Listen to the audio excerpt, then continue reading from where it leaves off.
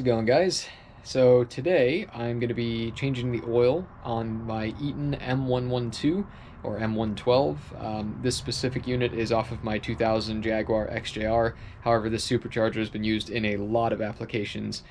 Ford and GM use it for different things as well, I believe. So if you have an Eaton M112, this should be relevant to you. They are supposedly, I've read, oiled for life. Most people seem to disagree and think that it's worth changing the oil at some point.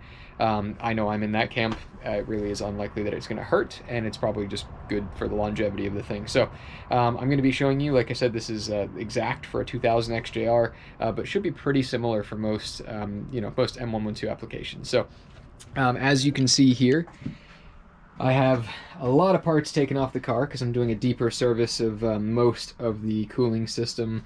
So, for the oil change, you actually probably don't have to go this crazy, but just figured I'd show you what I got into here. But that being said, the oil change is supposed to be pretty straightforward. You just have this little drain plug here. You want to basically suction the oil out and then basically pump the new oil back in. There's a couple different ways of going about that. Some people, like to use more of like a siphon method. I actually found this handy little kit online.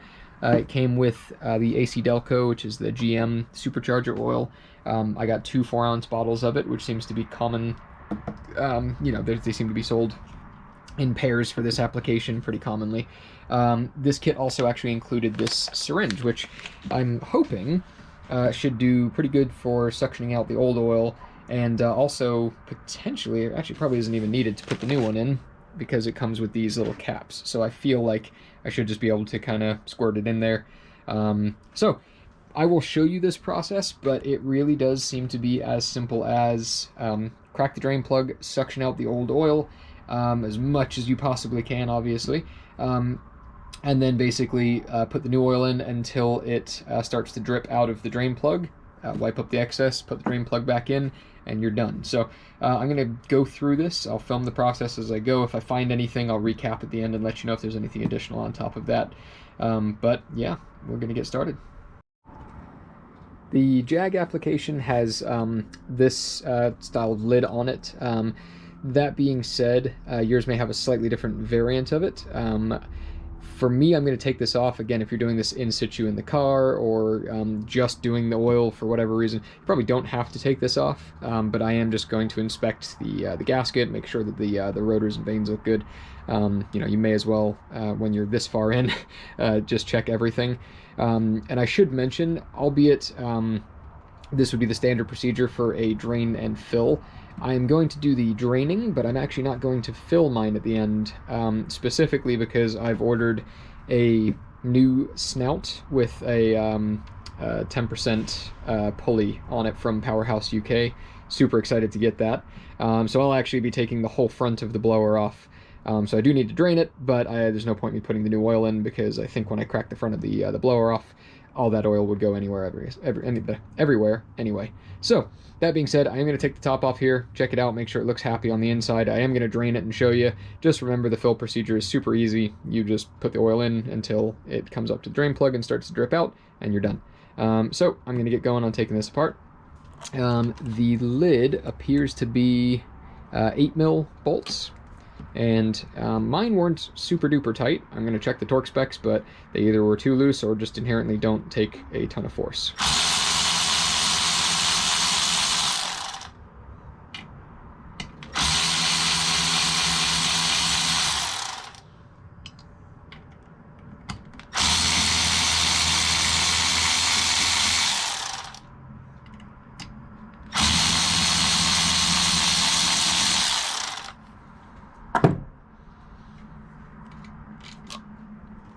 Okay, that was pretty easy. And now, let's take a look in here. You can see the vanes. They seem to mesh nicely, and they hardly make any noise, which I suppose is a good thing. So a little bit of scoring on a couple of these. Admittedly, I am not a supercharger expert, but none of it looks fatal. So I'll do a little research and see if there's any treatment I need to do in there. But it's a functioning supercharger. Would you look at that?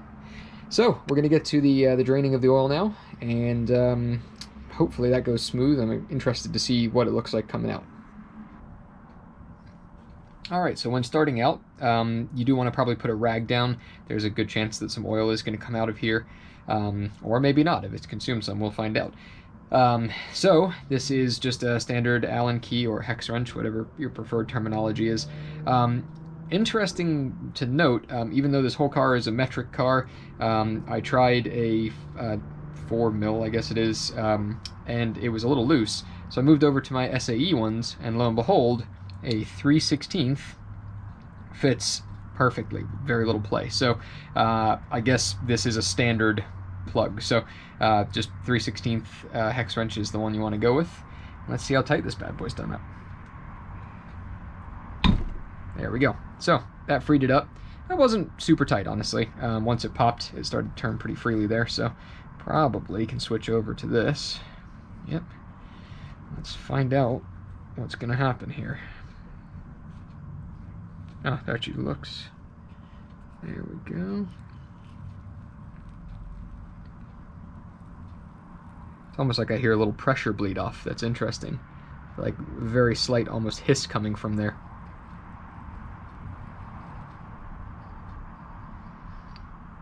All right. There's the plug. It does have an O-ring on it, so be careful of that. So, none drained out, which is a great start. I'm going to get my syringe ready, and we are going to get to suctioning some of this oil out. So my syringe is ready. It came with 3 pieces. It came with the main body of the syringe. I pulled the little clear cap off. It had this little blue adapter piece that I've fitted on, just press fits, and that lets you put the hose onto the syringe. You'll want to keep this as clean as you can. It doesn't have to be like, you know, medically perfect, but obviously this is an environment you don't want to introduce dust and grit into, so just make sure it looks relatively clean before you go sticking that in there. But let's see if I can't feel around in there and get some oil to come out.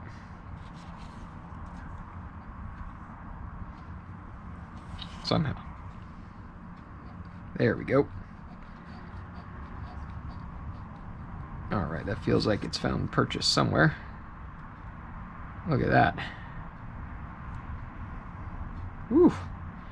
This stuff is definitely thick. It's giving some resistance, but I'm guessing slow and steady is the name of the game here.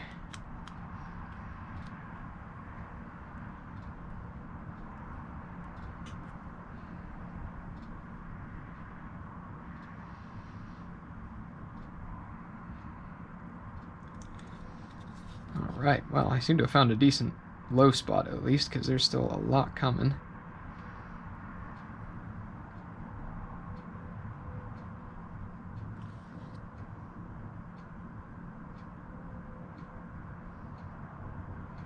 Alright, I think I'm actually going to stop there, and I'm going to find a container to put this in, and then I'm probably going to do one more round of this, just because I'm worried I'm going to pop the plunger out of the back of the syringe here. So let me get that taken care of real quick, and jump cut over to that. Alright, going back for round 2. I did manage to actually find a beaker that has measurements on it, so I'll be curious to see how much fluid I pull out of this thing. Obviously that's probably not super necessary, seeing as when you're filling it back up, you don't necessarily have to go to a specific amount, you're just filling to the drain plug. But it looks like I'm getting towards the bottom of where the hose was, so I may end up poking it around, seeing if I can find any low spots or anything like that, and just get as much as I possibly can out. But you can probably see the bubbles coming up there. So, that being said, this is where the rag comes in handy, because when I disconnected I was leaving the hose in there. And this stuff is not the most pleasant.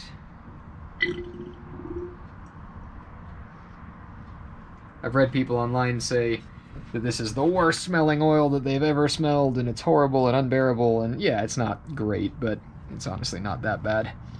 It's just got that kind of pungent gear oil smell to it, and you know, this stuff sees a pretty rough life.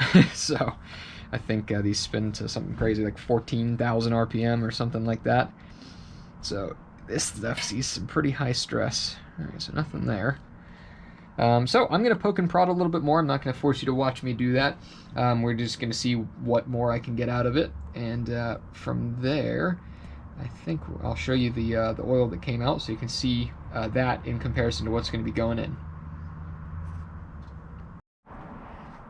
So I fished around for a little bit. I only got a teeny bit more out.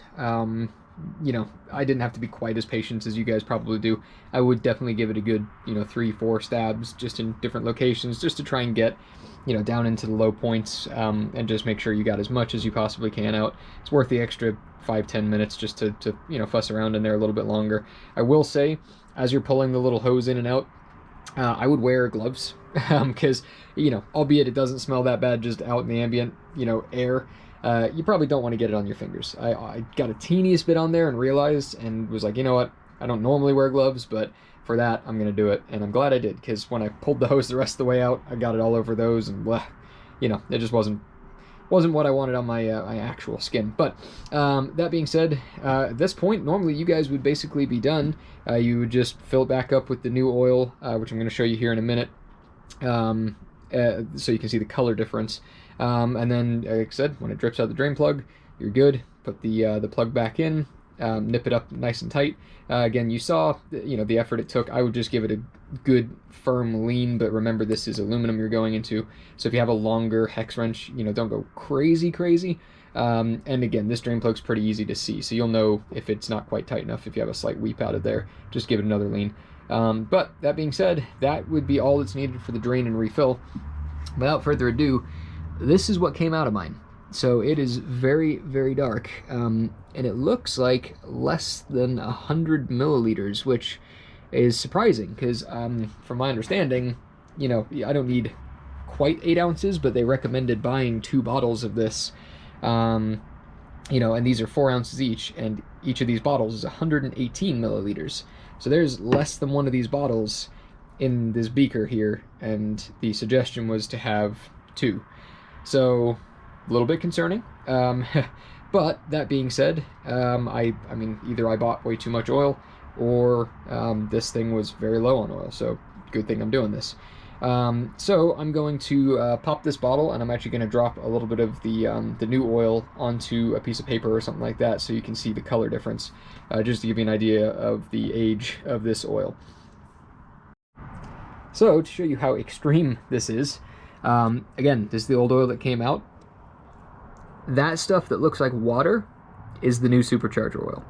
So this, over time, looks like that. So I feel pretty good about changing this. Yeah, that surprised me. I knew it was going to be light, but I expected it to be more of like a golden color, like a motor oil or something like that. So that is extremely light. So yeah, I would definitely say, again, even though the manufacturers, I think, say that you don't have to change the blower oil, if you got some miles on yours and you haven't done it yet, I want to say, and sorry if I'm wrong, but I think this cost me somewhere in the realm of like 25-30 bucks for the kit. The guys ZZ Performance on eBay, they took care of it, shipped really quick, so it was really nice and easy. That being said, I'm going to make a separate video on the removal and reinstallation of the blower snout, and that way you guys can see, if you guys are Jag guys and you're looking to do the upper pulley. Powerhouse is taking good care of me. They're doing the full assembly. I say that like I'm getting VIP treatment. This is a service that they offer to normal people. But basically, they will, because of the size of the pulley that I'm getting is so much smaller, the snout needs to be machined down to make clearance for it. They do offer good instructions on how you can do that yourself. I was starting down that path and realized, honestly, I'm just going to let the professionals take care of it. It made sense for my budget, my time, everything like that. So they're shipping me an assembled one ready to go. They're also putting a new snout bearing in as well. It just seems to me like if I'm taxing this thing more, I'd rather have a freshly built one. I'm going to put it on there, and literally I'm going to take this old one off, stick it in the box, ship it back to them so they have a core for the next customer. So hey, who knows, if one of you guys does this, you might end up with my old snout machined to perfection with a boosted pulley on there. You never know. That being said, The service is super easy, and if you are interested in the pulley video, once it's up, we'll try and put a link in the description of this video as well to hop over to that one. But thanks again for watching. As always, it means the world to us. And you know, if you're looking for more Jag content specific to the XJs, XJRs, or just interested in car stuff in general, we try and do as much cool and engaging stuff as possible. So please do consider giving us a subscribe. You know, everything really counts for us, and we just love being able to generate content that people actually watch. So thanks again. Hope this helped, and we'll see you on the next one.